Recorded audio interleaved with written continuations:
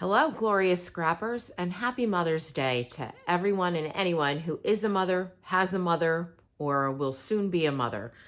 Good for you. It's our day. Let's celebrate it. I am here for the next sketch. I'm going all the way to page 105 for this one. It's a 2-page spread. I'm still working on my Nashville album, and I really did like the layout of this. It's an opportunity to really have a nice focal point in your photos and to have 6 photos of the event. The version of the sketch that's done in the sketchbook is actually, I think, a fast to fab page. So the pages are pretty much pre-decorated, and all they had to do was add mats to the photos and the strips of paper at the top. I'm gonna go a little more into depth. I'm gonna use the regular paper pack to make the page instead of the fast to fab. So I'm adding a few of my own embellishments or decorations to this, just to show you how you can put a different twist on it. So again, that is on page 105. It's in the category of 6 photos. I'll probably pick up the book 1 or 2 more times to show it to you. But today I'm going to be using this Cool and Candid paper pack, which I actually really like. It's an older paper pack, and I don't think it got very much attention at all, but it is a really nice combination of greens, and it's going to work out great for my travel album because it has that theme of cameras going through some of the papers, and I'm going to use one of the really light green ones with the cameras on it for the background. So let me pull those papers out. And I've already trimmed my photos to the sizes that are included in the sketch, which is 4x4 photos and a couple of 6x4, so they're not actually trimmed at all, and they will be roughly this way. And then for one of my embellishments, I have actually, I think these go let me reverse these photos.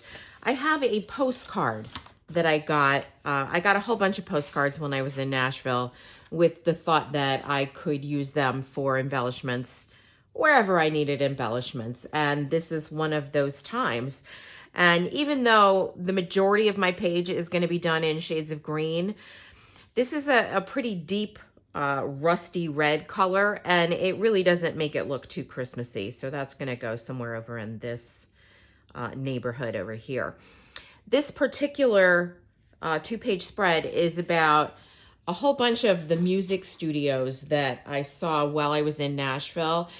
By no means did I tour all of them. I didn't even go inside for some of them, but they were out and about when I was either walking around or seeing something else, or in this one you could see it was through the window of the bus, but this is one of the ones that I was familiar with. So it's just a random assortment of photos, which I sort of pulled from all the different days that I was there to make a page about the studios. And that's how I'm getting the material for this. So what I did was, there's a really dark green, and I'm going to put it up here. We'll see how well. I don't know if the camera will be able to really focus on that, but there is a subtle pattern on this. And I've used this for my photo mats, which I'm going to need to trim these photos down just a little bit for. And I've also used it to make some die cuts. I have music kids, so I have some die cuts of different musical themes. I also have this one over here, which is the piano keys. So that's what's going to make my embellishment on this particular page. But I want to point out again that it's always a fun idea to use embellishments that you get while you're on the trip. Use your ticket stubs. Use the little brochures that you pick up every place you go. Use anything, the stickers in the shops, anything and everything. Postcards are really good because you can get all different kinds of themes. What I'm doing right now is I'm just trimming a 1/4 inch off of each side of the photos so that they will be correctly featured on the mats. And these mats are only a 1/4 inch bigger than the photo, so they're not super imposing in terms of, you know, kind of drawing your attention, which a mat that's a 1/2 inch bigger and has a full 1/4 inch all the way around can be. I wanted to have a smaller mat on these guys, so it's just a little bit of an accent as opposed to a main feature. So that's what I'm doing with that. I have been working on a sneeze for about 2 hours now. It's probably going to come in the middle of this video as I sit here and pinch my nose closed again. So I'm not real good with reaching up there and finding the pause button. So if I sneeze, I do apologize. All right, so this is what my photo mats are going to look like here. And I'll take a few minutes to stick those down in just a second. But they are going to be the dark relief against the light colored paper, which I think is going to be a nice way to go with this this particular background paper. And you can see the tiny cameras that are kind of tossed all the way around it. And actually, I haven't taken a really close look at them to see if they're directional. So let me just take a look at that now.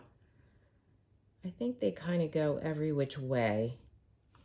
So it doesn't really matter which way I orient the 12-inch paper, it will be fine.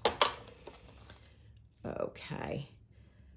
And I thought this green would be nice because a lot of these photos, I went in July. No, I lied. I went in June. It was the very end of June. I actually came back, I think, on July 1st. So it was pretty hot while I was there, but it was still at the beginning of the season. So all the trees were really green. Everything was, you know, nice and greened up and not looking burned at the end of the summer yet. So I thought that the greens would be a really nice counterpoint to that. And I think I'm going to be pretty happy with it when it's all finished. Now, this particular paper pack does have a couple different, you know, smaller prints, smaller recurring prints that I'm going to use for the paper strips at the top. And one of them is a plaid. Let me pull that up here so you can take a look at that before I talk about the next part. So it's a plaid. It looks like this. It's all shades of the greens.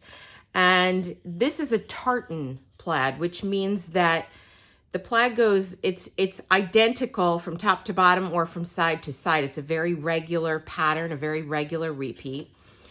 So when you go to cut 1/2 inch strips from this, and they're going to go across the two papers, you want your plaid to match, right? Because if it doesn't, like if I cut the next 1/2 inch strip from this, it's just going to have a stripe in it. It's not going to have this strip of plaid.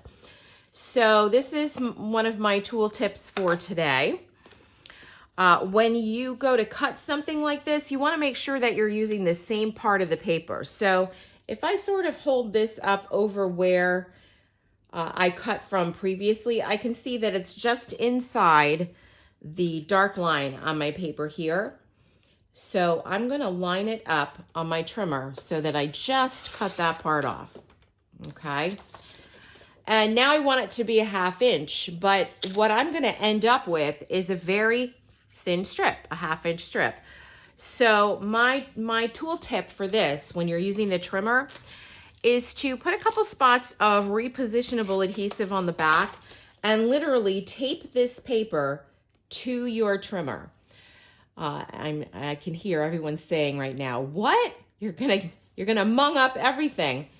It really doesn't. That repositionable adhesive, because you know it comes off, is gonna hold your paper in place. As you can see, nice and easy. I didn't have to worry about the top shifting a little bit.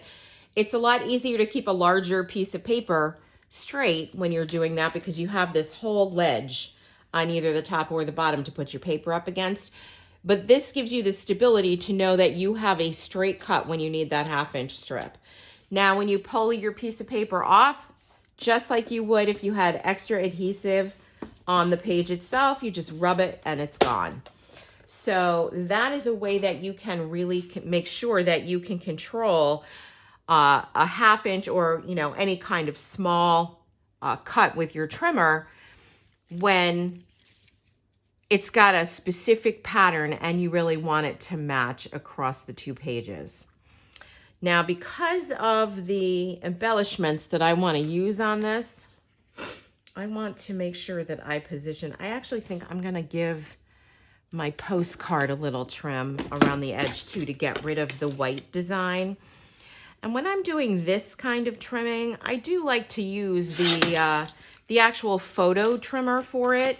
I feel like I can get a little bit more of a precise handle on exactly where I want to trim it. And this is a much better option for trim it for, you know, when you have to give something a little shave and a haircut, when it's just a hair too big and you want to make sure that you give it a good straight trim.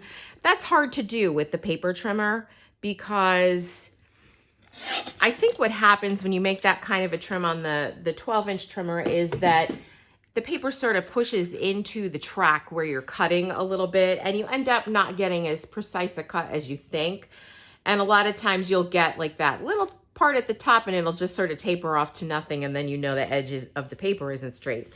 So the photo trimmer is still my go-to resource for that. All right, I want to orient these a little towards the center as well, because I know I want room for some fairly sizable embellishment as we go in later on.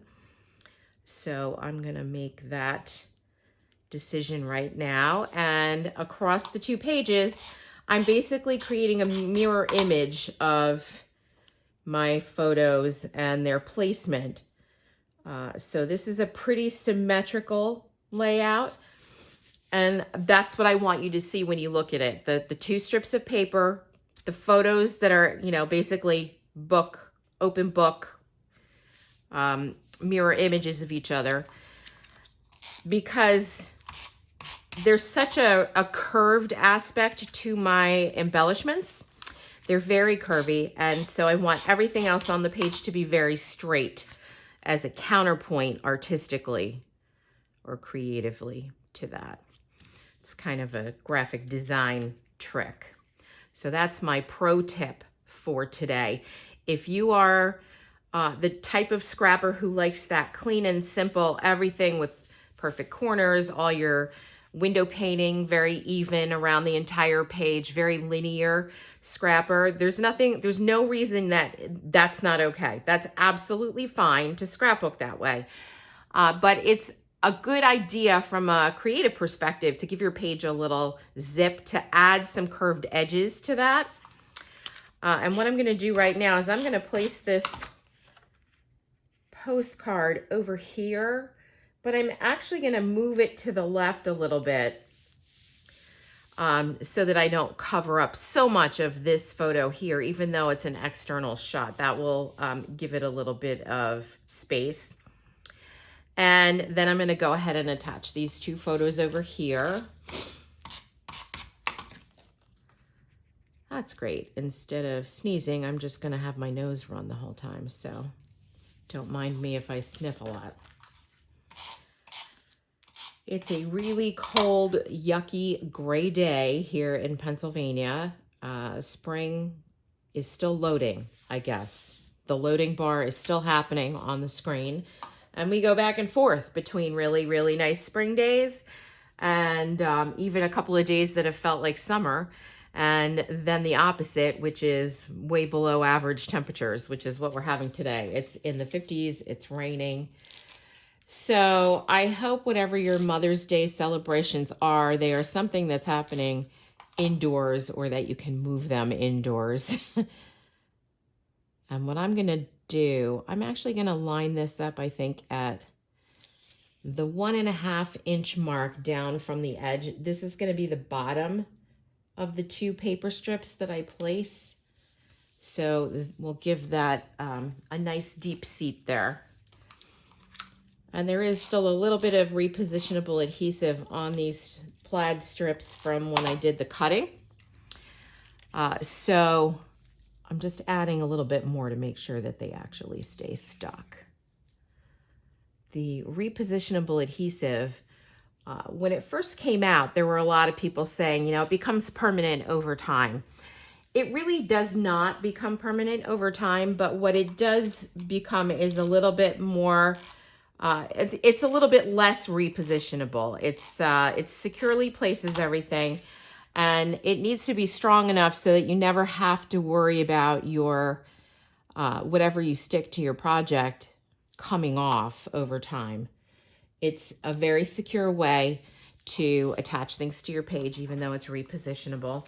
And it is not one of those adhesives where you're going to open up your book in 6 months and all of your pictures and embellishments are going to be at the bottom of the page protector. I have not experienced that at all. I've been very happy with how well everything has adhered. So if you're not using the repositionable adhesive yet because you're afraid that it won't be sticky enough, let me assure you, it will be sticky enough. All right, so now we have our paper strips in place. Let's take another look at the sketch. And you can see those are up here, and there's a fairly substantial border of paper that shows at the top. That's why I wanted to bring those down far enough and seat my photos down far enough.